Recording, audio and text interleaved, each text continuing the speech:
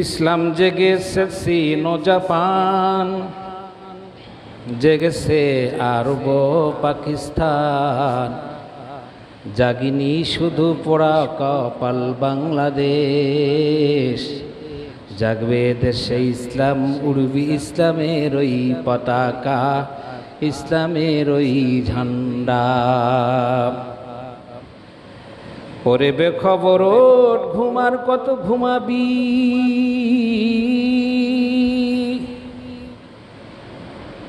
সৈনিক হো আল্লাহর জীবনে লাভ কিছু পাবি। যারা বলে এই দেখো মোর হাতে তলোয়ার, মাথায় কালেমার তাজ, এ বিশ্ব জাহান ফর্সা করব দিন ইসলামের নূরে। যত বাতিলে প্রাচীর ভেঙ্গে ফেলবো আল্লাহু আকবার সুরে। সম্মানিত উপস্থিতি, আল্লাহ জাল্লার বহুত বড় শান ও ফজল আর করম যে তিনি আমাদেরকে মেহেরবানি করে মসজিদে এসে জুমার নামাজ আদায়ের জন্য উপস্থিত হওয়ার যে তৌফিক দান করলেন, সে মনিবের দরবারে কালিমাতুশ শুকর আদায় করছি। সকলে পড়ছি আলহামদুলিল্লাহ। আমাদের আজকের খুতবা আমরা যা শুনবো সে বিষয়টি হলো যে সাধ্য অনুযায়ী সৎ কাজের আদেশ করা, অসৎ কাজে কি করা, নিষেধ করা, বাধা প্রদান করা। সমাজের সব কিছু আছে, কিন্তু এটা কি যতটা থাকার দরকার ততটা নাই। কুনতুম খায়রা উম্মাতিন উখরিজাত লিন-নাস, নবীর উম্মত বলে দাবি করি আমরা সকলেই। সবে বেড়াতে রুটি আর হালুয়া আর গরুর গোস্ত খাইলেই নবীর উম্মত হওয়া যায় না। রমজান মাসে রমজানের রোজা রাখলেই আর তারাবি নামাজ পড়লেই মুসলমান আর ইমানদার হওয়া যায় না, সাবজেক্টটা আলাদা।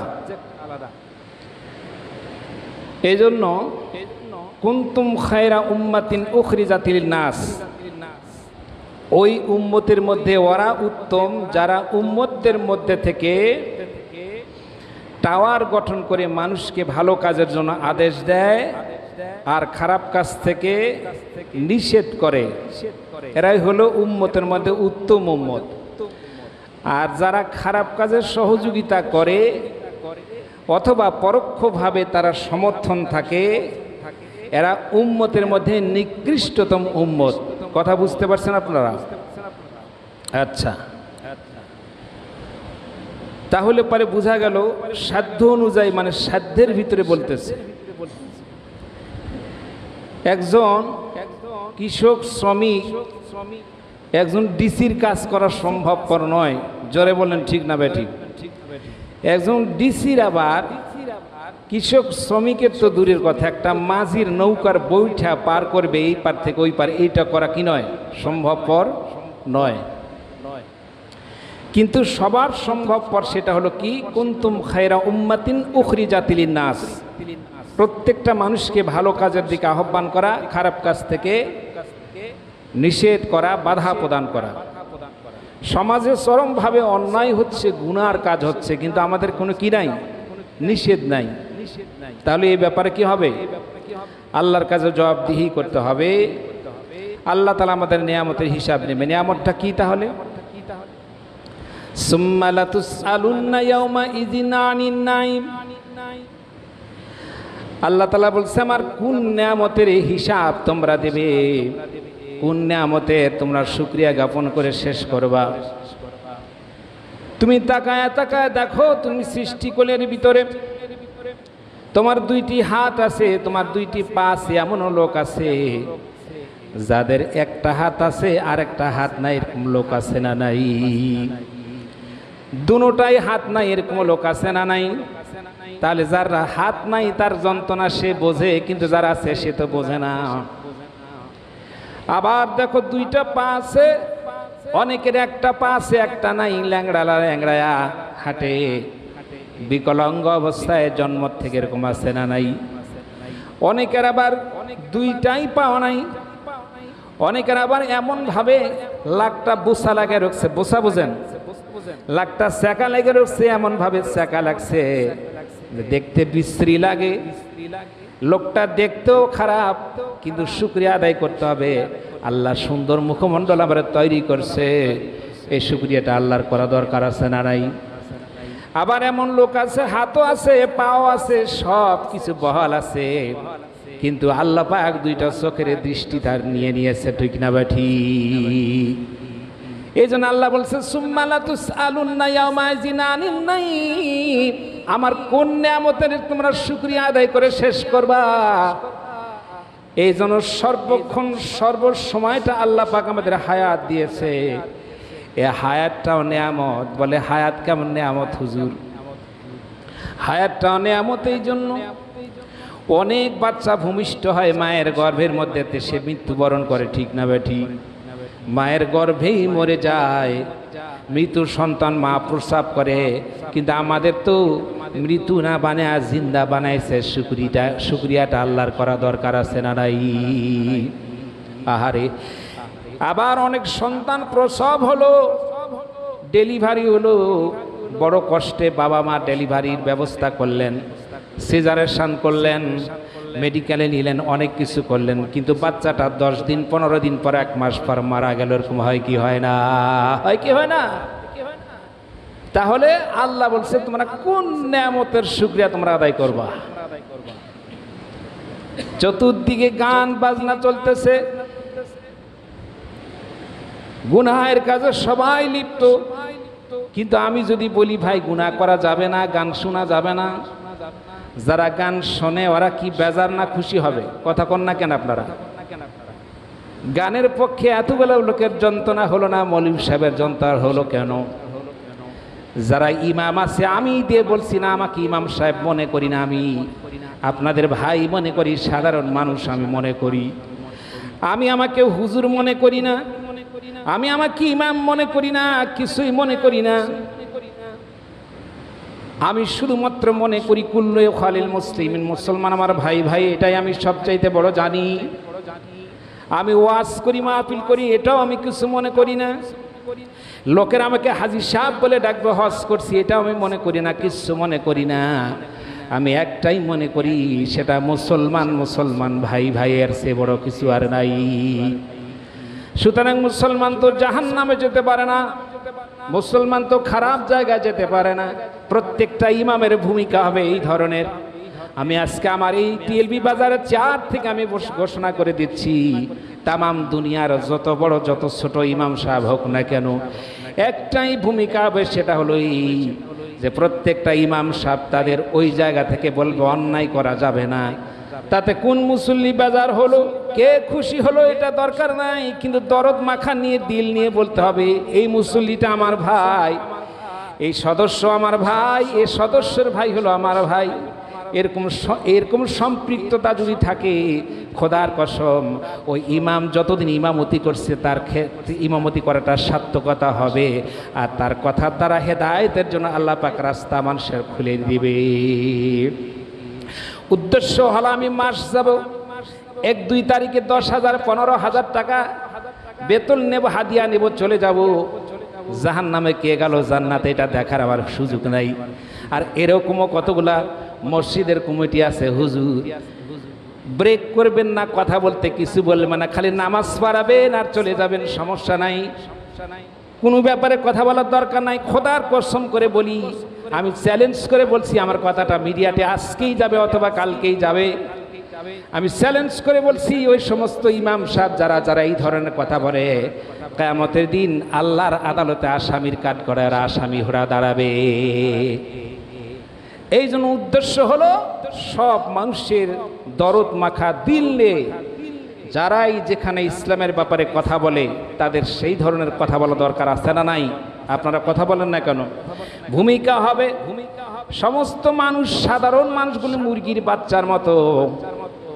যেহেতু আপনারা ফরজ নামাজে বলবেন ইবতিদাই তো বেহাজাল ইমাম, আমার যা দায়িত্ব ছিল ইমামের উপর ছেড়ে দিলাম, ঠিক না বেঠিক? কথা কন না কেন আপনারা? ফরজ নামাজের ভিতরে ভুল যদিও হয়, মুসল্লি লোকমা দেবে সুবহানাল্লাহ আলহামদুলিল্লাহ বলবে। ফরজ নামাজের ভিতরে ইমাম সাহেব নিজ ভুল করলো, মুসল্লিরা বুঝতে পারলো না, এই ব্যাপারে কৈফিয়ত কার কাছে দেওয়া লাগবে? কথা বলেন না কেন? এত বড় বিশাল একটা দায়িত্ব নিয়ে সে নামাজ আদায় করে, আর আপনি তাচ্ছিল্য করে ইমাম সাহেবকে সাধারণ মনে করে উড়া দিলেন। আপনার মতো মানুষ, আপনার মতো মুসল্লি কিয়ামতের দিন আল্লাহর কাছে আসামি হতে হবে। এজন্য মুসল্লিকেও আসামি হতে হবে, ইমামকেও আসামি হতে হবে। বলতে হবে, যতটুকু বলা দরকার বলতে হবে। করোয়া লাগু, তিতা লাগু, কষ্ট লাগু। আবু জেহেল রাসূলের চাচা ছিলেন তো চাচা, একতলাফ আছে, কেউ বলছে নিজের চাচা, কেউ বলছে পর চাচা। আমরা সেদিকে যাচ্ছি না, চাচা তো নাকি বলে, কয়েকশো বার দাওয়াত নিয়ে গেছে। দাওয়াত নিয়ে গেছে কি গেছে না কালেমার? আবু জেহেল কি করে নাই? গ্রহণ করে নাই, দাওয়াত দিয়েছে। আপনার দাওয়াত দেওয়ার কাজ আপনি দিবেন, মানুষ শুনুক বা না শুনুক তাতে যায় আসে না। আপনি বলার কাজ আপনাকে বলতে হবে, দায়ী আল্লাহর কাজ করতে হবে, যারা ইমাম সাহেব তাদের ভূমিকা। খোদার কসম, যদি 4 লক্ষ মসজিদের ইমাম বাংলাদেশের, 4 লক্ষ মসজিদের ইমাম, আমার বিশ্বাস যে আরো জরিপ করলে আরো মনে হয় এখন বেশি হয়ে গেছে মসজিদ।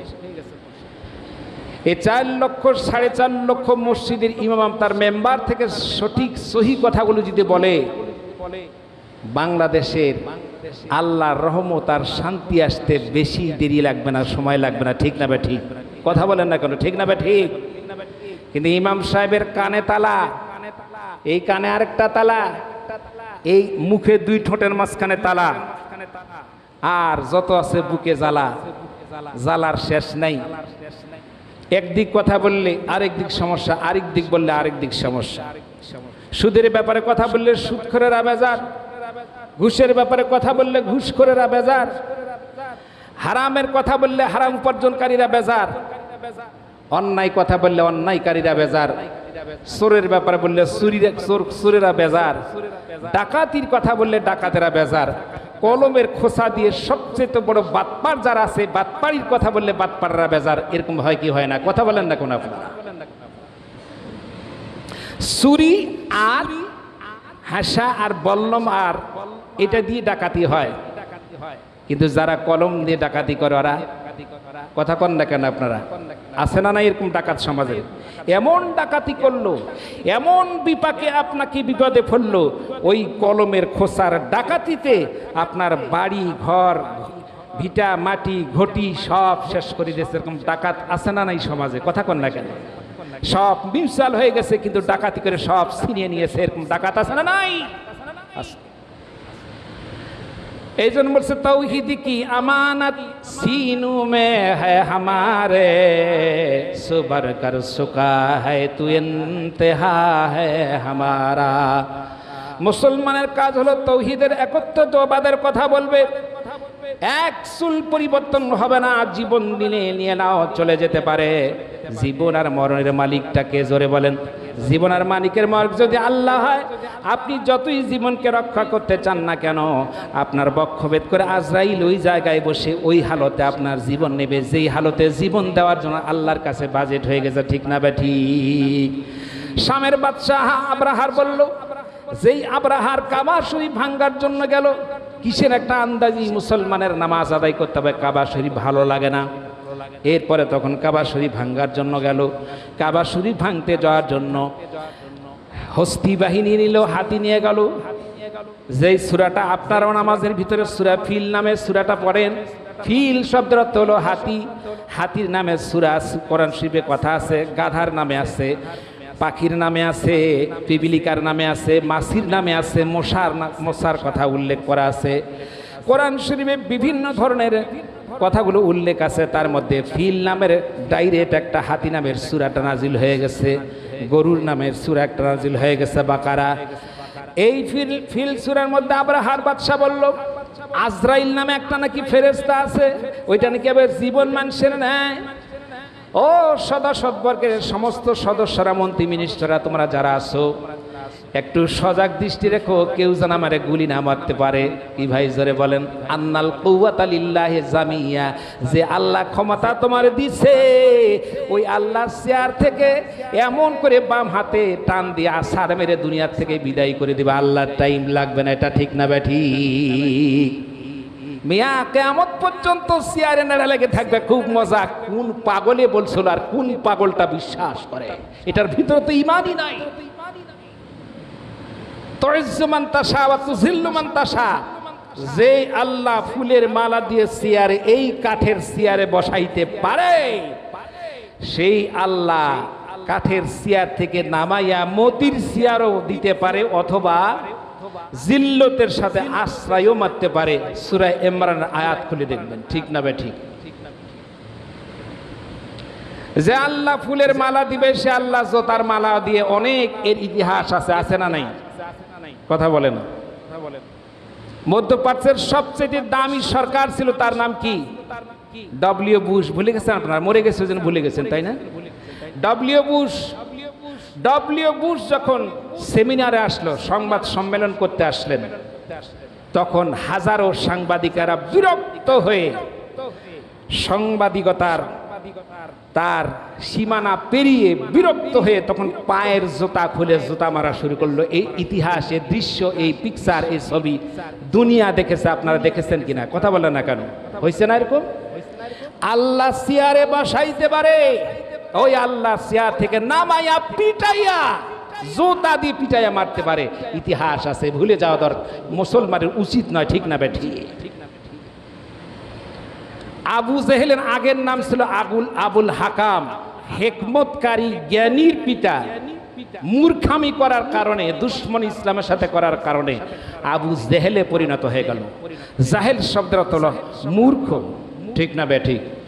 যত আপনি আল্লাহকে ডাকবেন ততই আপনার মর্যাদা বাড়বে, আর যত আল্লাহকে আপনি ছেড়ে দেবেন ততই আল্লাহ তাআলা মর্যাদা আপনার থেকে খুনিয়ে নিতে নিতে আস্তে করে এমন জিল্লতের সাথে বিদায় করবে যে আপনি টেরও পাবেন না। এই জন্য দুনিয়ার মানুষ যেটাই যেইখানে যেই অবস্থায় থাকেন, ডাকতে হবে, মানতে হবে, জানতে হবে একজন বড়, তার নাম হলো আল্লাহ। এই জন্য আল্লাহ বলছে, সুম্মা লা তুসআলুন্না ইয়াওমা ইযিন আনিন নাঈম, আমার কোন নিয়ামতের হিসাব তোমরা দিবা। তোমার হায়াত দিলে ওটাও নিয়ামত। অনেক লোককে হায়াত দেয় নাই, মায়ের পেটে আমি ওখানে অপসম করে দুনিয়া থেকে বিদায় করে দিয়েছি। আহারে, তারপরে তুমি শৈশব কাটালা, কৈশোর কাটাইলা, জওয়ানি কাটাইলা, তারপরে মধ্যবয়সী হলে, তারপরে তুমি বৃদ্ধায় পরিণত হলে, এত তোমার টাইম দিলাম। কিন্তু এমনও দুনিয়ার মানুষ ছিল যাদেরকে আমি টাইমই দেই নাই। সবে মাত্র 1 বছর, 1 বছর 2 বছর, 1 মাস 2 মাসের ছোট ছোট বাচ্চাকে আমি দুনিয়ার বুক থেকে বিদায় করে দিলাম। দুনিয়ার মানুষ চিন্তা করে, হায়াতটা তোমার জন্য নিয়ামত, তুমি হায়াতের মধ্যে কি তুমি তোমার নিয়ামতের শুকরিয়া আদায় করলা তোমার মালিকের জন্য। এই জন্য কিয়ামতের দিন সর্বপ্রথম আল্লাহর কাছে হায়াতের ব্যাপারে বান্দাকে প্রশ্ন করা হবে যে, এই বান্দা, তোমার হায়াত দিছিলাম, কোন জায়গায় তুমি হায়াতটা ব্যয় করছো? এই জন্য দোস্ত আমার, সর্বাবস্থায় মানতে হবে, বিশ্বাস করতে হবে আল্লাহকে। আজকের যেটা সাবজেক্ট, হাদিস সাধ্য অনুযায়ী সৎ কাজের আদেশ করা, অসৎ কাজে নিষেধ করা, এটা শুধু মৌলভী সাহেব, মৌলানা সাহেবের দায়িত্ব নয়। আপনারা যারা আছেন প্রত্যেকটা লোকের জন্য এটা দায়িত্ব যে উপদেশ দিতে হবে সমাজে, ভালো কথাগুলো বলার জন্য, ভালো কাজগুলো করার জন্য। আর কাজের দায়িত্বটা কেমন হবে, আল্লাহ রাসূল এ ব্যাপার হাদিস শরীফের মধ্যে বলেছেন, ক্বালা রাসূলুল্লাহ সাল্লাল্লাহু আলাইহি ওয়াসাল্লাম, মান রাআ মিনকুম মুনকারান ফালাইয়ুগাইয়িরু বিয়াদিহি, তোমরা অন্যায় কাজ লিপ্ত দেখলে পারে মানুষদেরকে হাত দ্বারা উহা পরিবর্তন করো, বাধা দাও। হাত দেওয়ার কি টাইম আছে আমাদের? কথা বলেন না কেন? হাত দেওয়া কি যাবে?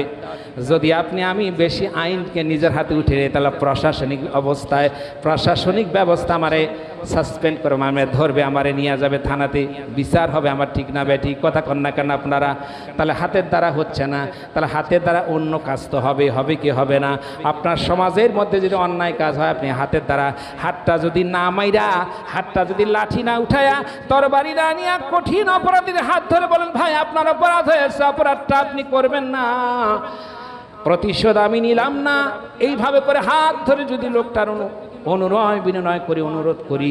অটোমেটিকলি যদি একজন গুনাহগার হয় তাহলে লোকটার মন গলে যাবে, সে আমাকে মারতে পারত, আমাকে সে আঘাত করতে পারতেন। আঘাত না করে বরং হাত ধরে আমার অনুরোধ করলো, কথাটা আমার বুঝে আসবে। ভাইরা আমার, বিছানায় যদি মাথা লাগায় চিন্তা করে আর অপরাধী মনে করে, আরে হায় রে, হাতটা দিয়ে অন্যায় দেখার পরে আমারে প্রহার করলো না, আমার আঘাত প্রতিঘাত করলো না, বরং হাত ধরে আমাকে অনুনয় বিনয় করলো। এই অবস্থাটা যদি হয় তাহলে সমাজটা সুন্দর হতে বেশি দিন লাগবে না, ঠিক না বা ঠিক? 2 নম্বর হাদিসের যেটা বিষয় হলো, আল্লাহ নবী বলছে ফাইল্লাম ইয়াস্তাতি ফাবিলিসানিহি, জবানে তারা বলতো ভাই এই কাজটা করবেন না, এটা অন্যায়, এটা করবেন না, এটা গহীন কাজ, এটা অপরাধ কাজ, এটা গুরুতর অপরাধ, এটা করা যাবে না, না না যাবে না, যাবে না, এই কথাও বললেন না। যদি বলেন দেখবি শুনবি বলবি না, আর জেদ করলে খাওয়া ছাড়বি না, যদি এই চরিত্র হয় দেখবি শুনবি বলবি না, মাথা নিচু করে যাবি, আর জেদ করলে খাওয়া ছাড়বি না, এই যদি হয় আমাদের চরিত্র, তাহলে সমাজ সংস্কার সম্ভবপর নয়। জবানের দ্বারা বলতে হবে। জবানের দ্বারা যদি কর্কশ ভাষায় আপনি না বলেন, গুরু কুঞ্চিত না হয়ে যদি ঠান্ডা মাথায় যদি নরম ভাষায় বলেন, ভাই আপনার এই জিনিসটা কাজটা অপরাধ কিন্তু করা যাবে না, অনুনয় বিনয় করে যদি জবানটাকে কনভার্ট করে আমি বলি, তাহলে আমার উপর লোকটা ক্ষিপ্ত হওয়ার পরিবর্তে ঠান্ডা হয়ে যাবে, ঠিক না বা ঠিক? জবানটাকে কন্ট্রোল করে ব্যবহার করতে হবে, কারণ জবানের হিসাব আল্লাহর কাছে দেওয়া লাগবে। এই জন্য জবানের দ্বারা বলতে হবে। 3 নম্বর হলো ওয়াদাফুল ঈমান, যেটা 3 নম্বরে দুর্বল ঈমান, সেটা হলো এই ফালিয়াস্তাগিব ওয়াযালিকা আদাফুল ঈমান, দুর্বল যেটা ঈমান হলো সেটা হলো মনে মনে ঘৃণা করা। আমি হাত দিয়েও পারলাম না, আমি জবানের দ্বারা পারলাম না, মনে মনে ঘৃণা করা। আর ঘৃণা করে চুপ করে থাকার দরকার নাই। ঘৃণা করে যদি লোকটার জন্য হেদায়েতের জন্য আল্লাহর কাছে দোয়া করেন, আল্লাহ যায় নামাজ বিছায় দিয়ে গভীর রজনীতে বলেন, আল্লাহ টিএলবি বাজারে পাক্কাটা এত কঠিন ধরনের অন্যায় অবিচার হলো, আমি পারলাম না, আমার সংখ্যায় কম, আমি একা, আমি পারলাম না, আমার কথা নাই, সাপোর্ট নাই। হয়তোবা শক্তির ক্ষমতা, কেউ বা হয়তো দলের ক্ষমতা, কেউ হয়তো সোসাইটির ক্ষমতা, কেউ হয়তো লোকজনের ক্ষমতা, ছেলে মেলে অনেক সঙ্গপঙ্গ আছে, এটার ক্ষমতা। চুপ করে চলে আসলাম, যায় নামাজ বিছালাম, যা নামাজ বিছায়া মালিকের কাছে বললাম, মালিক গো তুমি তো হেদায়েতের মালিক, আল্লাহ মানুষ তো হেদায়েতের মালিক নয়, আল্লাহ ইচ্ছা করলে লোকটারে ভালো বানাই দিতে পারো। ওমরের মতো মানুষকে তরবারি দিয়া, নারীর জম ছিল, নারীর জন্য জম ছিল, ইজ্জত আর সম্ভ্রমের কঠিন ব্যভিচার করতে ওমরের কথা শুনলে শয়তান রাস্তা দিয়ে হাঁটতেন না, 40 দিন পালাইয়া যেতেন। ওমরের হাত শুনলে মানুষ থরথর করে হাত থেকে তরবারি পড়ে গেছে। সেই ওমরকে আল্লাহ তাআলা কবুল করেছে। আল্লাহর নবী দোয়া করেছিলেন, ওমরের মতো খারাপ মানুষ যদি, আল্লাহর নবী বলেন আমার পরে যদি নবী হতো, নবী তো আসবে না, কিন্তু আমার পরে নবী হলে সাইয়েদনা ওমর রাদিয়াল্লাহু তাআলা, অন্য কেউ নবী হতে পারতেন না। এই দোয়া যদি আপনি করেন তাহলে আফজালুল জিহাদের সওয়াব আপনি পাবেন। বরং আমাদের ঘাত প্রতিঘাত আর একটার পরে আরেকটা অ্যাকশন নেওয়ার জন্য ব্যস্ত। খোদার কসম করে বলি রে আল্লাহর বান্দারা, কিয়ামত পর্যন্ত যদি এই অবস্থা মুসলমানের ভিতরে থাকে, সারা জীবন মুসলমান মাইর খাবে, আর মুসলমানের নেতৃত্ব ইহুদি নাসারারা করবে, মুসলমানের ভাগ্যে জুটবে না, ঠিক না বেঠি? এই জন্য আসুন আমরা আল্লাহর কাছে ফিরে যাই। আমরা যতদূর পারতপক্ষে হক কথাগুলো বলার চেষ্টা করব, ভালো কথাগুলো বলার চেষ্টা করব, জোরে গন্ডগোল করে মারামারি না করে স্লোলি ভাবে বলার চেষ্টা করব, যাতে করে মানুষের মনে আঘাত না পায়, কষ্ট না পায়। হয়তো সঙ্গত কারণে অনেকে কষ্ট পেয়েও যদি যায়, তাহলে আমার কাজ হবে ওই মুরগির বাচ্চার মতো, যে মুরগির বাচ্চাকে ছোঁ দিয়ে সিল বা বাজ পাখি ধরার চিন্তা করতেছে, মুরগির বাচ্চা যেমন দৌড় দিয়ে পাখা মুরগি ডানা মেলে দিয়ে শেষ পর্যন্ত যখন আর কুলাইতে পারছেন না, জঙ্গলও পারতেছেন না যে বাচ্চারা জঙ্গলে লুকাবে, তখন ভূমিকা হবে আলেম ওলামাদের। আজকের আমার সাবজেক্ট ছিল যেটা, সেটা হলো এই আলেম ওলামা বা মুসলমানের চরিত্র এরকম হবে যে এরকম ডানা মেলে দেবে, আর ডানার ভিতরে সব বাচ্চাগুলি যাবে নিরাপদে। বাস পাখি বড় হলো মায়ে আঘাত করে ওইখান থেকে বাচ্চা নিতে যেমন ভয় করবে, ঠিক আলেম ওলামাদের ভূমিকা এরকম হবে। আজকে আলেম ওলামাদের মধ্যে হোসনের সুলুক নাই, এটা আমি আজকে মিডিয়াতে কথা বলতেছি। দেখবেন যে আমার চ্যানেল আরেকজন আমার বিরুদ্ধে আরেকটা অবজেকশন দিয়ে বসে আছে। আলেমদের মধ্যে আজকে বিভাজন শুরু হয়ে গেছে, মুরব্বীদের মধ্যে বিভাজন শুরু হয়ে গেছে, ইসলামের দিক নির্দেশনা যে ব্যবস্থাগুলো এগুলোর মধ্যে বিভাজন হয়ে গেছে। তাবলিগ জামাতের সাদ আর জুবায়ের পন্থী হয়ে গেছে। পীরের তো হিসাবই না, আমি গণতেই পারবো না, আমার ক্ষমতাই নেই। এত মানে বিভাজন হয়ে গেছে। আলেম ওলামাদের মধ্যে বিভাজন শুরু হয়ে গেছে, মাদ্রাসার মধ্যে কওমি আলিয়ার মধ্যে সেই বিভাজন শুরু হয়ে গেছে। এই যে একটা দ্বন্দ্ব বিধান, নামাজ আমলের মধ্যে মুনাজাত করা লাগবে না, এটা একটা মৌলবি নয়, পিছনে নামাজ পড়া যায় নাই, মুনাজাত করে কেন? আবার কে বলছে যে মুনাজাতই যদি করবে তো এই গাধাটা কোন মাদ্রাসায় পড়ছিল? এই যে কথাবার্তা, যে একটা বিভ্রান্তমূলক একটা এক্সাম্পল দিলাম। এই যন্ত্রণায় যন্ত্রণায় মানুষগুলি, সাধারণ মানুষগুলি এমন একটা জার্মানি দলের মতন যেদিক ঢেউ আসে সেদিক ভাসতে ভাসতে চলে যাচ্ছে, পরিস্থিতি খারাপ হয়ে যাচ্ছে। এই জন্য আলেম ওলামাদেরকে আমি আজকের মিডিয়াতে যে মাধ্যমে কথাগুলো বলছি এগুলো যাবে, এটার দ্বারা বলবো, উদাত্ত আহ্বান জানাবো আলেম ওলামা সহ প্রত্যেকটা মানুষগুলি আমরা মহব্বত করতে শিখি। মুসলমানের জন্য ভাই ভাই মনে করি। একজন মুসলমান আরেকজন ইট গাঁথা ওয়ালের মতো, একজন মুসলমান আরেকজন মুসলমানের জন্য আয়নার মতো। আয়নাতে ধরলে যেমন স্পট দেখা যায়, ঠিক তেমনিভাবে পরিবর্তন যদি গুনাহ হয়, খারাপ হয়, সেটা সাদরে সুন্দরভাবে সমঝোতার মাধ্যম দিয়ে, সম্প্রীতির মাধ্যম দিয়ে, সংঘাত সৃষ্টি না করে আমরা সমাধানের চেষ্টা করব। আল্লাহ পাক তৌফিক দান করুন। আজকে আমরা আসি, আগামীকালকে থাকবো না। আজকের বাদশাহ আগামীকালকের ফকির, আজকের যুবক আগামী দিনে অসুস্থ বৃদ্ধায় পরিণত হব। আজকের স্বাস্থ্য শরীর ভালো, আগামী দিনে এমন দুর্বল হব ধ্যানে উঠে বসবো এই শক্তিও থাকবে না। চোখ দিয়ে দেখেন টিএলবি বাজারে, আর পরীক্ষা করেন, আর নিজেকে জিজ্ঞাসা করেন, এই ওই লোকটা তো আমার সাথে বেশি শক্তিশালী ছিল, আজকে ধ্যানে উঠে চিকিৎসা নেওয়ার জন্য যাবে নিয়ামত করে, তার ক্ষমতা হচ্ছে না। আগামীকালকে আল্লাহ পাক আমাকেও করতে পারে, ঠিক না? ঠিক এ কথাগুলো চিন্তা করব। আর যেই কথাগুলো আপনাদের সামনে উপস্থাপন করি, অনেকে